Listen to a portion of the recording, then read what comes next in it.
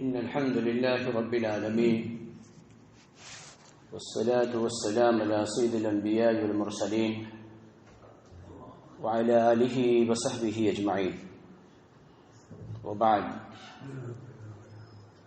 قال الله عز وجل في فرقان الحميد: أعوذ بالله من الشيطان الرجيم، بسم الله الرحمن الرحيم.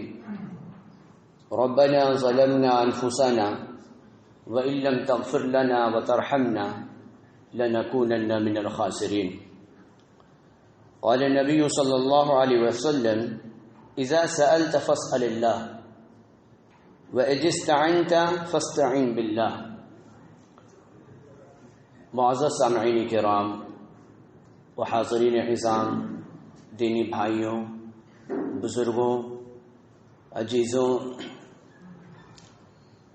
گھروں میں تشریف فرما میری ماں اور بہنیں، ہر قسم کی تعریف و توصیف، حمد و ثنا، کبریائی، برتری اللہ رب العالمین کی ذات کو زیبا ہے، جس نے اس کائنات کو بنایا ہے اور بنانے کے بعد اس میں ہمیں لا کر بسایا ہے اور شرورین کے شر سے بچنے کا طریقہ بھی بتلایا ہے۔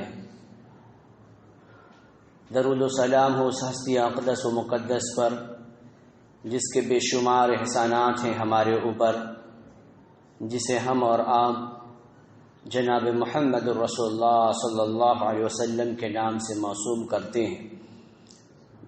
درود و سلام ہو اللہم صلی علی محمد وعلی آل محمد۔ سامعین، آج کے درس کا عنوان ہے دعا مومن کا ہتھیار ہے۔ یقیناً اللہ سبحانہ و تعالی نے اس دنیا میں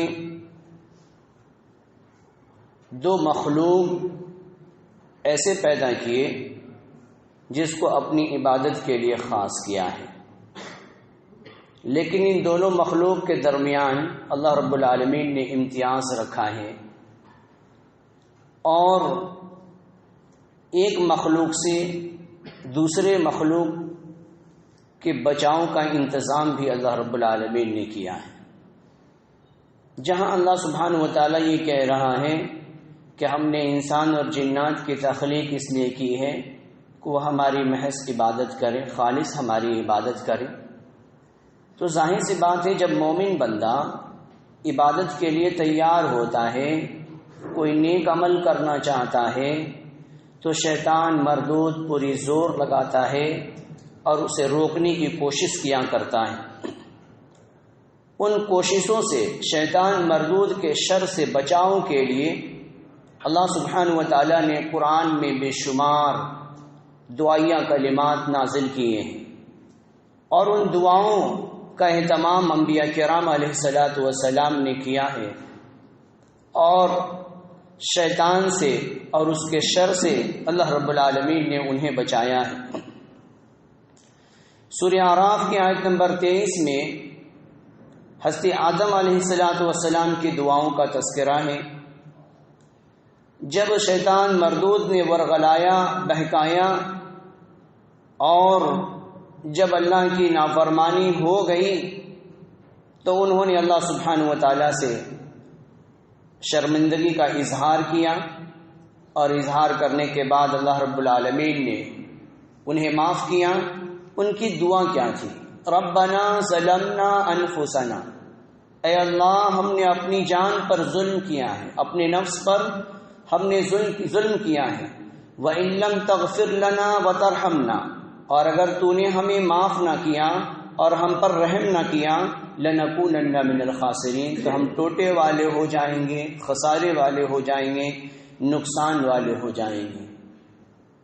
یعنی ایک طرف گناہوں کا صدور ہوا، دوسری طرف فوراً اللہ رب العالمین سے توبہ کیا، اللہ رب العالمین نے معاف کیا۔ اسی طریقے سے حضرت ہود علیہ السلام کی دعا اللہ رب العالمین نے سورہ ہود آیت نمبر 47 میں اللہ رب العالمین نے نوح علیہ السلام کی دعاؤں کا تذکرہ کیا ہے۔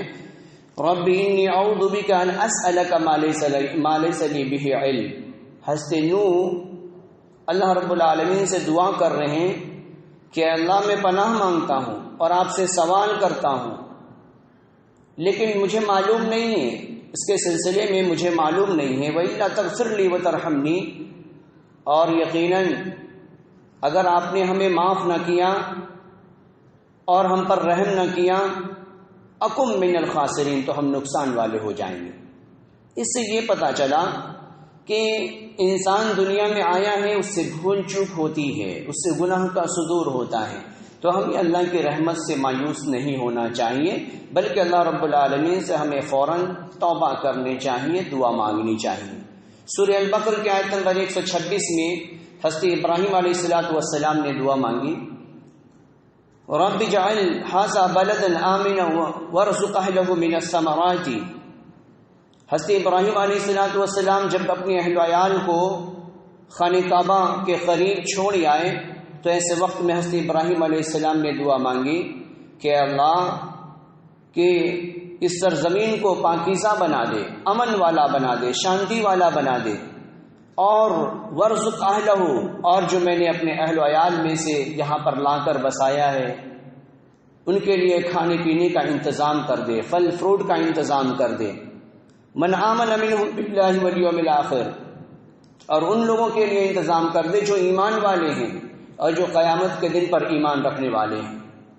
تو دیکھیں، ایک طرف حضرت ابراہیم علیہ السلام اپنی اولاد کو لا کر بسا رہے ہیں، اور دوسری طرف اللہ رب العالمین سے اس چٹیل میدان میں کھانے پینے کی چیزوں کی اللہ رب العالمین سے دعا کر رہے ہیں، اور اللہ رب العالمین کی دعاؤں کی قبولیت کا یہ ثمرہ ہے کہ پوری دنیا سے انسانیت کا ٹھاٹھے مارتا ہوا سمندر مکہ پہنچتا ہے، اور اس کے اندر ذرہ برابر کھانے پینے کی چیزوں میں کوئی کمیاں نہیں آتی۔ یہ حضرت ابراہیم کی دعاؤں کا نتیجہ ہے۔ اسی طریقے سے حضرت ایوب علیہ السلام کو جب تکلیف لاحق ہوئی تو انہوں نے بھی اللہ رب العالمین سے دعا مانگی۔ سورہ انبیاء کے اندر آیت نمبر 83 اور 84 کے اندر اس کا تذکرہ ملتا ہے، وَأَيُّوبَ إِذْ نَادَىٰ رَبَّهُ، اور جب حضرت ایوب علیہ السلام نے اپنے رب کو پکارا، اللہ سبحانہ وتعالیٰ کو پکارا، انی مسنی الضر، جب انہیں تکلیف لاحق ہو گئی، جب انہیں پریشانی لاحق ہو گئی، جب انہیں ان کے جسموں سے زخم آ چمٹا، تو انہوں نے اللہ سبحانہ وتعالیٰ سے دعا مانگی، وَأَنْتَ أَرْحَمُ الرَّاحِمِينَ، کہ اللہ تو ہی رحم کرنے والا ہے، اے اللہ تو رحم کرنے والا، یہ تکلیف کو دور کرنے کا خاصہ تیرے اندر ہے۔ فَاسْتَجَبْنَا فَكَشَفْنَا، تو اللہ رب العالمین نے ایوب علیہ السلام کی دعا کو قبول کر لیا، اور قبول کرنے کے بعد اللہ رب العالمین نے انہیں شفا عطا فرما دی۔ تو یہ تمام تر آیتوں سے ہمیں بار بار یہ بتلایا جا رہا ہے کہ اگر ہم سے کوئی بھول چوک ہو جاتی ہے تو ہمیں مایوس نہیں ہونا چاہیے، اللہ رب العالمین سے ہمیں دعاؤں کا اہتمام کرنا چاہیے۔ جب ہم دعاؤں کا اہتمام کریں گے نا تو اللہ سبحانہ وتعالیٰ بہت خوش ہوتا ہے، اس بندے سے اللہ رب العالمین بہت زیادہ خوش ہوتا ہے جو اپنے کیے پر شرمندگی کا اظہار کرے اللہ سبحانہ وتعالیٰ سے اور معافی کے لیے اس کے ہاتھ اٹھ جائیں، تو اللہ رب العالمین کبھی اس ہاتھ کو واپس نہیں لوٹاتا۔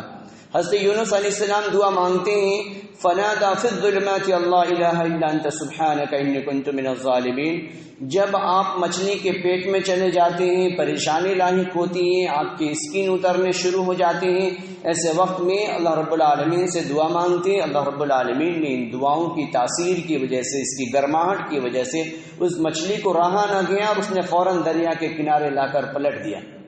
حضرت یونس علیہ السلام کو مچھلی لا کر پلٹ دی۔ اسی طریقے سے سورہ اعراف میں اللہ رب العالمین کہہ رہے ہیں، کل املک لنفسی نفعا ولا ضرا الا ما شاء اللہ، کہ کسی کو یہ اختیار نہیں ہے کہ انسانیت کو تکلیف پہنچائے، کسی کو اختیار نہیں ہے کہ نفع پہنچائے سوائے اللہ کے۔ اللہ رب العالمین کو ملکیت ہے، وہ جسے چاہتا ہے تکلیف کے اندر مبتلا کرتا ہے، اور جسے چاہتا ہے اللہ رب العالمین شفا دے دیتا ہے، بچا لیتا ہے۔ صحیح ترمذی کی روایت ہے، آپ صلی اللہ علیہ وسلم کا فرمان موجود ہے، قال النبی صلی اللہ علیہ وسلم اذا سألک، نبی اکرم صلی اللہ علیہ وسلم کہہ رہے ہیں کہ جب کوئی بندہ سوال کرے، فاسأل اللہ، تو اللہ سے سوال کرے۔ جب بھی کوئی بندہ کچھ مانگنا چاہے، مطالبہ کرے، تو اللہ سبحانہ وتعالیٰ سے سوال کرے۔ وَإِذِ اسْتَعَنْتَ فَاسْتَعِنْ بِاللَّهِ، اور جب کوئی بندہ مدد مانگے تو صرف خالص اللہ رب العالمین سے مدد مانگے۔ یہ بہت پیاری حدیث ہے، دل کو دستک دینے والی ہے۔ لیکن ہم جب دعا مانگنے کی باری آتی ہے تو الگ الگ راستے ہم اختیار کر لیتے ہیں۔ الگ راستے کیسے اختیار کر لیتے ہیں؟ اس کی مثال یوں سمجھا جائے کہ اگر کسی فرد کو صرف بیٹیاں ہی بیٹیاں ہو گئیں، اب بیٹا نہیں ہو رہا ہے، محلے والے، پاس پڑوسی، اس کے ریلیٹیو سب اس کا مذاق بنا رہے ہیں، کیا وجہ ہے کہ تیرے یہاں صرف بیٹی ہی بیٹی آ رہی ہے۔ اتنے میں ہمارے گھر میں کوئی ہماری ریلیٹیو، کوئی بہن، پھوپھی، خالہ آ جاتی ہے اور کہتی کہ ارے تجھے معلوم ہے کہ میں وہاں پہ گئی تھی 7 دن تک میں گئی تھی وہاں پہ، تو اللہ رب العالمین نے میرے بیٹے کو بیٹا دے دیا۔ اب عورتیں فوراً بہکاوے میں آ جایا کرتی ہیں، حالانکہ بیٹا دینے والی ذات اللہ رب العالمین کی ہے، بیٹی دینے والی ذات اللہ سبحانہ و تعالیٰ کی ہے۔ اللہ جسے چاہتا ہے اسے ہی بیٹا دیتا ہے، اور اللہ جسے چاہتا ہے بیٹیاں دیتا ہے، کسی کے اندر یہ اختیار نہیں۔ اب عورتیں وہ فوراً اپنے شوہر کو بہلا پھسلا کر وہ اس جگہ پر لے کر چلی جایا کرتی، لے کر چلے جانے کے پاس ہوتا کیا ہے، بعض ایسی بھولی بھالی عورتوں کو پایا گیا ہے کہ ایسی جگہوں پر ایسے مجاور بیٹھے ہوئے ہیں جو سیپریٹ راستے کو اختیار کر بیٹھے ہیں، اور وہ اپنے گھر کے اندر بیسمنٹ بنا رکھا ہے ان لوگوں نے، بیسمنٹ بنانے کے بعد کچھ گنڈوں کو ان لوگوں نے پال رکھا ہے، اور کچھ اوباش قسم کے ایسے نوجوانوں کو پال رکھا ہے کہ شوہر بیچارہ باہر کاؤنٹر پہ پیسے جمع کر کے وہ انتظار میں ہے، اور وہ بھولی بھالی خاتون اندر بیسمنٹ کے اندر جا رہی ہے اکیلے تنہا، شوہر کو بہلا دیے پھسلا دیے۔ اب ایسے وہاں پر اوباش قسم کے گنڈے اور موالی بیٹھے ہوئے ہیں، اور بعض مرتبہ ایسے مناظر بھی دیکھنے کو ملے ہیں کہ وہ خاتون غلط کاریوں کا شکار ہو جایا کرتی ہے، جس سے ناجائز اولاد بھی پیدا ہو جاتی ہے۔ یہ اولاد کے چکر میں ایسے راستے اختیار کیے جا رہے ہیں، اور یہ آج معاشرے میں ہو رہا ہے، بہت ہی تیزی کے ساتھ ہو رہا ہے۔ لوگ دعا کے نام پر طرح طرح کے راستے لوگ کھول رکھے ہیں۔ تو ایسے وقت میں اللہ کے نبی کہہ رہے ہیں کہ جب تم مانگو، جب سوال کرو تو اللہ سبحانہ و تعالیٰ سے سوال کرو، اور جب تم مدد مانگو تو اللہ رب العالمین سے مدد مانگو، یقیناً اللہ سبحانہ و تعالیٰ مدد کرے گا۔ سورہ النمل میں آیت نمبر 64 میں اللہ سبحانہ و تعالیٰ کہہ رہے ہیں اَمَّن يُجِيبُ الْمُضْطَرَّ إِذَا دَعَاهُ وَيَكْشِفُ السُّوءَ، کون ہے جو تم سے تکلیف کو دور کر دے، تمہاری پریشانی کو دور کر دے، وَيَجْعَلْ لَكُمْ خُلَفَاءَ الْأَرْضِ، اور زمین میں تمہیں خلیفہ بنا دے۔ أَإِلَٰهٌ مَّعَ اللَّهِ، اللہ کے سوا کوئی ہے؟ اللہ کے سوا کوئی ہے جو تمہاری تکلیف کو دور کر دے؟ آج یقیناً ہمیں اس بات کا احساس ہوتا ہے کہ ہم نے فلاں ڈاکٹر کے پاس علاج کے لیے ہم گئے، اور اس نے کچھ میڈیسین، کچھ ٹیوب لکھ دی، اور میں نے اپنی اسکن پہ لگائے اور وہ زخم دور ہو گیا۔ تو یہ اسکن کا بدلنے والا کون ہے؟ یہ اسکن کو بدل کون رہا ہے؟ چمڑے کو بدل کون رہا ہے؟ زخم کو بھر کون رہا ہے؟ وہ دوا تو ایک وسائل ہے، لیکن اس کے پیچھے کون سی ایسی ہستی ہے جو کار فرما ہے؟ وہ اللہ سبحانہ و تعالیٰ کی ہے، وہ اللہ رب العالمین کی ذات ہے۔ اللہ کہہ رہے ہیں سورہ النمل آیت نمبر 64 میں، اللہ سبحانہ و تعالیٰ کہہ رہا ہے اَمَّن يُجِيبُ الْمُضْطَرَّ إِذَا دَعَاهُ وَيَكْشِفُ السُّوءَ، کون ہے جو تمہاری اضطراری کیفیات کو، تمہاری دل کی بے چینی کو، تمہاری پریشانیوں کو دور کرتا ہے، اور جب تم اس کو پکارتے ہو تو تمہاری پریشانیوں کو دور کر دیتا ہے، زمین میں خلیفہ بنا دیتا ہے، یعنی زمین میں رہنے کی جگہ دے دیتا ہے۔ وہ کون ہے؟ الہ مع اللہ، اللہ کے علاوہ بھی کوئی ہے؟ قلیلا ما تذکرون، تو تم لوگ نصیحت پکڑنے والے لوگ بہت ہی تھوڑے ہو۔ ایک دوسری حدیث میں اللہ کے رسول صلی اللہ علیہ وسلم کا فرمان ہے، النعمان بن بشیر رضی اللہ عنہ قال قال رسول اللہ صلی اللہ علیہ وسلم ان الدعاء هو العبادہ، دعا عبادت ہے۔ ثم قرأ وقال ربكم ادعوني استجب لكم، پھر آپ صلی اللہ علیہ وسلم نے یہ آیت تلاوت فرمائی کہ جب تم رب کو پکارو گے، اللہ سے دعا کرو گے، تو اللہ سبحانہ و تعالیٰ تمہاری دعا کو قبول کرے گا۔ یعنی جب بھی ہم اللہ سبحانہ و تعالیٰ سے دعا مانگتے ہیں تو اللہ رب العالمین ضرور بے ضرور ہماری دعاؤں کو قبول کرتا ہے، لیکن یقین ہمارے دل کے اندر ہونا چاہیے۔ کچھ دعا کے قبول ہونے کی کچھ قسمیں ہیں، کچھ علامتیں ہیں۔ مسند احمد کے اندر روایت موجود ہے، اس حدیث کے راوی میں حضرت نعمان ہے کہ دعا کے 3 کنڈیشنز ہیں قبولیت کے۔ وہ کنڈیشنز کیا ہیں؟ کچھ دعائیں ہم نے دعا مانگا، اللہ رب العالمین ایٹ ٹائم دعا کو قبول کر لیتا ہے، یا 1 مہینے کے اندر وہ دعا کے اثرات دکھ جاتے ہیں۔ مثال کے طور پہ کہ ہم نے اپنے بچی کی شادی کرنا طے کیا ہے، بار بار رشتے آ رہے ہیں اور جا رہے ہیں، رشتہ پسند نہیں آ رہا ہے، اچانک ایک خبر آتی ہے کہ ایک فلاں اچھا ہونہار لڑکا ہے اور اس سے رشتے آ جایا کرتے ہیں، تو گویا کہ ہم نے دعا مانگا، اللہ رب العالمین نے 1 ہفتے 2 ہفتے یا کوئکلی اللہ رب العالمین نے دعا کو قبول کر لیا۔ بعض مرتبہ دوسری کنڈیشن یہ ہے کہ ہم دعا مانگتے ہیں تو دعا کو اللہ رب العالمین اسٹور کر دیا کرتا ہے. دنیا میں اگر ہماری وہ دعا قبول نہیں ہوئی اللہ رب العالمین آخرت میں اس کا صلہ دے گا. تیسری دعا اللہ رب العالمین تیسری دعا کی جو کنڈیشنز ہیں وہ ایکسچینج کے ہیں. وہ ایکسچینج یعنی ہم نے کچھ اور دعائیں مانگی, اللہ رب العالمین نے جو بہتر سمجھا وہ ہمارے حق میں فیصلہ کر دیا. اب اس کی مثال یوں سمجھیں کہ بنی اسرائیل میں کچھ افراد تھے, وہ جا رہے تھے. کتاب الانبیاء بخاری صحیح البخاری کتاب الانبیاء کے اندر روایت موجود ہے, اس کا قصہ بڑی تفصیل ہے, تفصیل میں ہم نہیں جاتے. لیکن وہ 3 شخص جا رہے ہیں, جانے کے ساتھ اچانک تیز آندھی چل رہی ہے, بارش ہو رہی ہے, اور وہ لوگ ایک کیوں کے اندر, ایک غار کے اندر چھپ جا رہے ہیں. چھپنے کے بعد ایک پتھر سرکتا ہوا آتا ہے اور غار کا دروازہ بند ہو جاتا ہے, اور بند ہونے کے بعد وہ نا امید ہو جاتے ہیں. اب کیسے نکلیں گے, ہر طرف ڈارکنیس ہی ڈارکنیس ہے, اندھیرا ہی اندھیرا, کیسے نکلیں گے. تو ایسے وقت میں ان لوگوں نے اللہ سبحانہ و تعالیٰ کی بارگاہ میں جو نیک عمل انجام دیے تھے اس نیک عمل کا واسطہ دے دے کر اللہ سبحانہ و تعالیٰ سے دعا مانگنے لگے.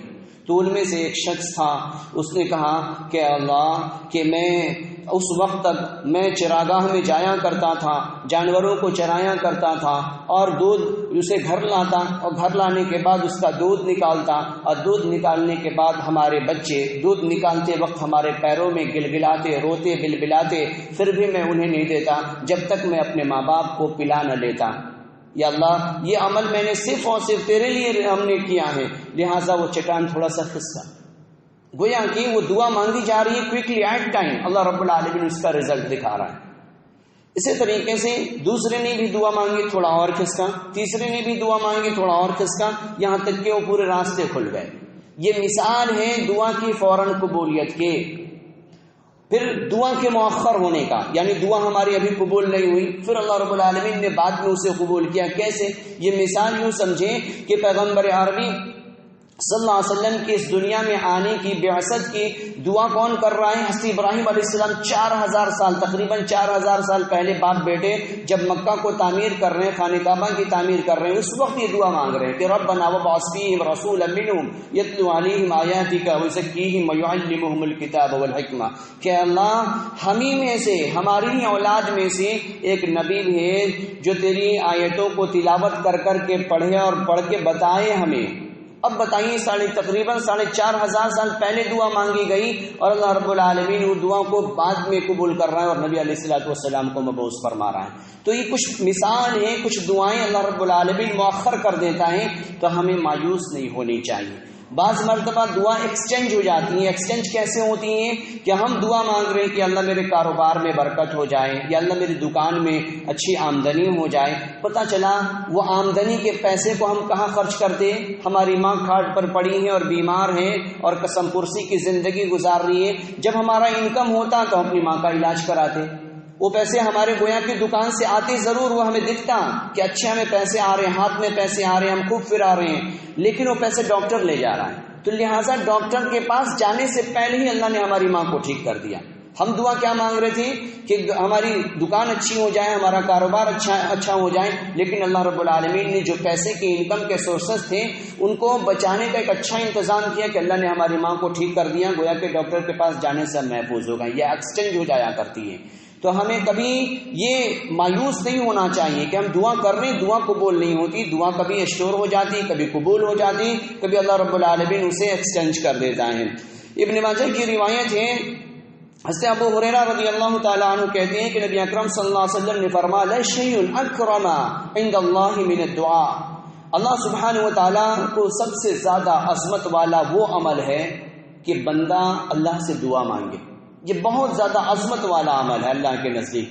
یعنی ہم اللہ کے آگے ہاتھ پھیلاتے ہیں, روتے ہیں, گڑ گڑاتے ہیں, دعا مانگتے ہیں اور اللہ کی وحدانیت کو ہم تسلیم کرتے ہیں, تو اللہ رب العالمین کو اس پر بہت زیادہ, اللہ سبحانہ و تعالیٰ کو اس پہ بہت زیادہ رحم آتا ہے اور اللہ تعالیٰ معاف کر دیتا ہے. اس کے بعد دعا میں ہاتھ اٹھانا, ہاتھ اٹھا کر دعا مانگنا, یہ بھی مسنون طریقہ ہے. ابن ماجہ کی روایت ہے, سلمان رضی اللہ تعالی عنہ کہتے ہیں کہ قال النبی صلی اللہ علیہ وسلم ان ربکم حج کریم یستحی من عبده اذا رفع یدیہ الیہ فیردهما صفرا. حضرت سلمان کہتے ہیں کہ نبی اکرم صلی اللہ علیہ وسلم نے فرمایا کہ اللہ سبحانہ و تعالی بہت ہی حیا کرنے والا ہے، اللہ رب العالمین کو بہت زیادہ حیا آتی ہے، اور اللہ رب العالمین بہت زیادہ حیا والا ہے۔ اب جب بندہ اللہ سبحانہ و تعالیٰ کے آگے ہاتھ اٹھاتا ہے، اذا رفع یدیہ، اپنے دونوں ہاتھ کو اٹھاتا ہے، تو اللہ رب العالمین کو حیا آتی ہے، فیردہما صفرا، کہ اسے واپس لوٹا دے۔ یعنی جب بندہ اللہ سبحانہ و تعالیٰ کے آگے ہاتھ پھیلا دیا تو اللہ رب العالمین کو ترس آ جایا کرتا ہے اس بندے پر کہ یہ ہر طرف سے نا امید ہو کر آ گیا بندہ میرے در پر، تو لہٰذا اللہ رب العالمین اسے نا امید نہیں کرتا، اسے واپس نہیں لوٹاتا۔ اسی طریقے سے ابو ہریرہ کہتے ہیں کہ نبی اکرم صلی اللہ علیہ وسلم نے فرمایا انہ من لم یسأل اللہ یغضب علیہ، کہ جو کوئی اللہ سبحانہ و تعالیٰ سے دعا نہیں مانگتا اس پر اللہ رب العالمین غصہ ہوتا ہے۔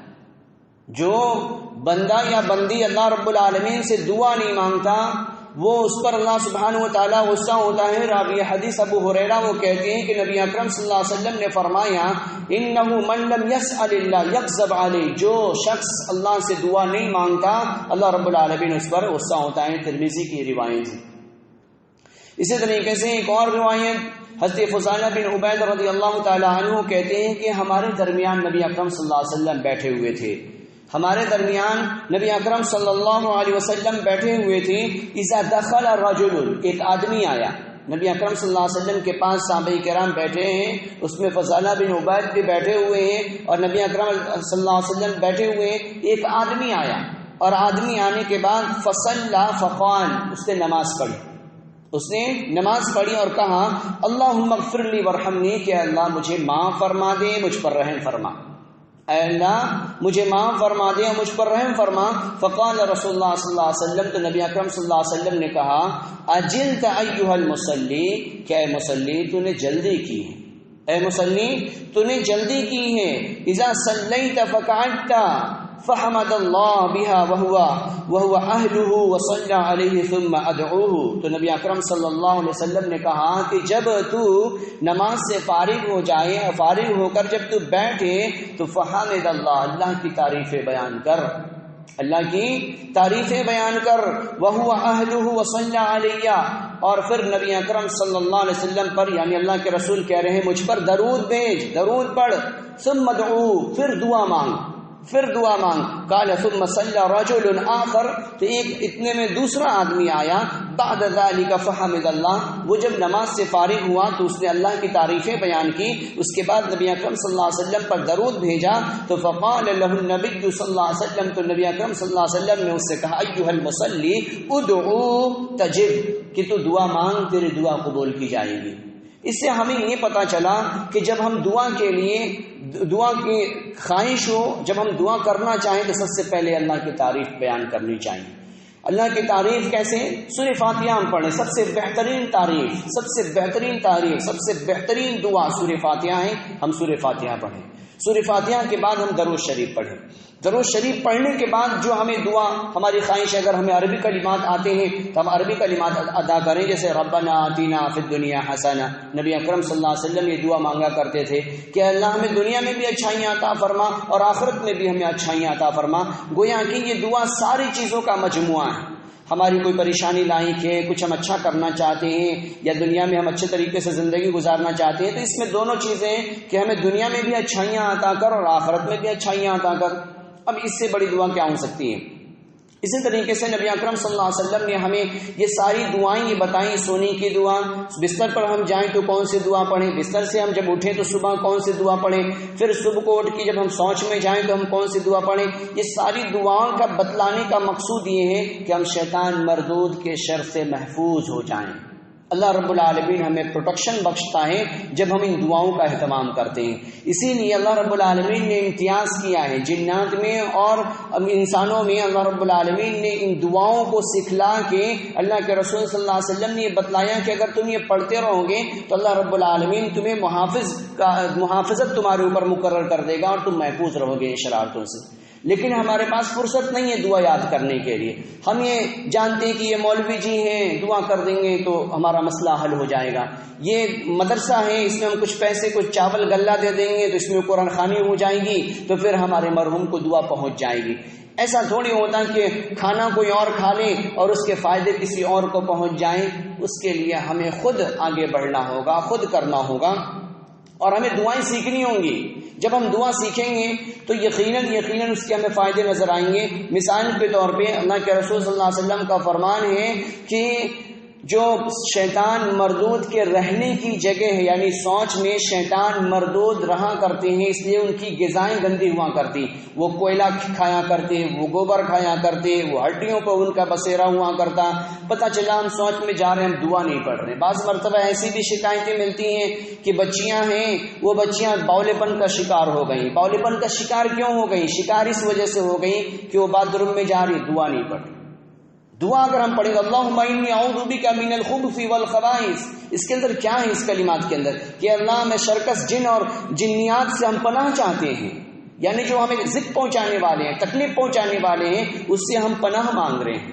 تو گویا کہ ہم جب یہ دعا پڑھ کے انٹر ہوں گے تو اللہ رب العالمین ہمارے لیے پروٹیکشن کا انتظام کر دے گا. اسی طریقے سے ہم بستر پر جائیں گے تو بستر پر جانے کے بعد اگر ہم وضو کیا، وضو کرنے کے بعد ہم نے دعا پڑھی اللہم باسمک اموت واحیا، تو اللہ رب العالمین کہ اللہ میں تیرے ہی نام سے سوتا ہوں اور تیرے ہی نام سے جاگتا ہوں، تو یقین اللہ رب العالمین ہماری محافظت کرے گا، برے سپنے نہیں آئیں گے. پھر صبح کو اٹھیں اپنے کام کاج میں لگنے سے پہلے تو ہم سونے کی اٹھنے کی بعد کی دعا ہم پڑھ لیں. پھر اس کے بعد ہم کپڑا پہن رہے ہیں تو کپڑا پہننے کی دعا. یہ ساری چیزیں انسان کی بقا، انسان کی محافظت، انسان کو پروٹیکشن بخشنے والی چیز ہیں. نہ کہ ہم کسی مولوی کے پاس چلے جائیں، کسی مجاور کے پاس چلے جائیں، کسی درگاہ وغیرہ پہ جا کے دھاگے باندھ کے چلے آئیں، یا وہ وہاں پہ بیٹھے ہوئے بہت سارے ایسے افراد بیٹھے ہوتے جو کبھی کلی بھی نہیں کرتے، گرارہ بھی نہیں کرتے، وہ کیسے افیون وغیرہ کو استعمال کرتے رہتے، اور اس کے ارد گرد جا کر ہماری ماں اور بہنیں بیٹھ جاتی کہ ہمارے لیے دعا کیجیے، اللہ ہمیں بیٹا دے دے، اللہ ہمارے شوہر کے کاروبار میں برکت دے دے، یا شوہر کہیں باہر ہے تو وہ اچھی روزی کمانے والا ہو جائے. جس نے کبھی زندگی میں قرآن کھول کر پڑھا نہیں، میں دلی کی اس جگہ کی بتا رہا ہوں، آنکھوں دیکھی باتیں بتا رہا ہوں کہ وہ افراد بیٹھا ہوا ہے، ایک ہرا رنگ کا ایک اوڑھنی جیسا وہ باندھے ہوا ہے، پوری چیزیں اس کی دکھ رہی ہیں اندر سے باہر تک، ایسی چیزیں، اور عورتیں، پورا عورتوں کا ہجوم ہے اور وہ سے درخواست کر رہی دعاؤں کا اہتمام کرنے کا. پھر اس کے بعد نوجوان خاتون جاتی ہیں درگاہ کے پاس کھڑی ہو جاتی ہیں، ایک نوجوان اچھا ہٹا کٹا اس کے جسموں پر پتھر رگڑ رہا ہے. ارے پتھر رگڑنے کا کیا تعلق ہے؟ دعا سے پتھر کا کیا تعلق ہے؟ اور شیطان مردود کے بھگانے کا یہ کون سا ماڈرن طریقہ ہے؟ یہ سارے راستے، یہ الگ الگ راستے، دعاؤں کے الگ الگ راستے اختیار کر لیے گئے ہیں. یہ سب شیطانی ہتھ کنڈے ہیں، اس سے ہمیں بچنا چاہیے. خالص اللہ رب العالمین سے ہمیں دعا کرنی چاہیے.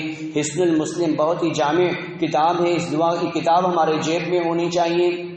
جو بھی زبان ہمیں آتی ہے اس میں ہم وہ دعا کو سیکھیں، وہ نشان لگا لیں. جیسے ہمیں کمپیوٹر چلانا آ جاتا، موبائل چلانا آ جاتا، گراہکوں کو ڈیل کرنا آ جاتا، کمپنی سنبھالنا آ جاتا، لیکن جب دعا سیکھنے کی باری آتی ہے تو یہ چیزیں ہمیں نہیں آتی.